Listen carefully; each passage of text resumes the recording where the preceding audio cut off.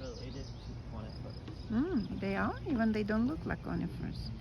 Look at this tiny koi fish. New generation this year. The Koi gymnast fish. ones, remember what I said? Last year, remember how many and how huge they were. Remember what I said? The ginkgos or gymnosperms, which means their seeds are not enclosed by a flower or fruit, Oh, a turtle. just like conifers.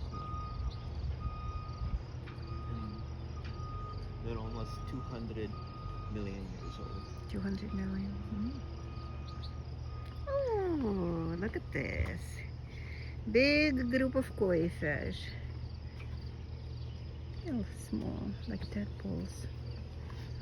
Some of them are brown, most of them are orange.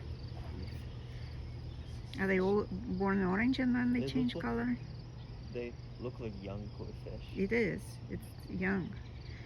I wonder what happened to the old koi fish. Did they die during winter? Because they have a very long lifespan.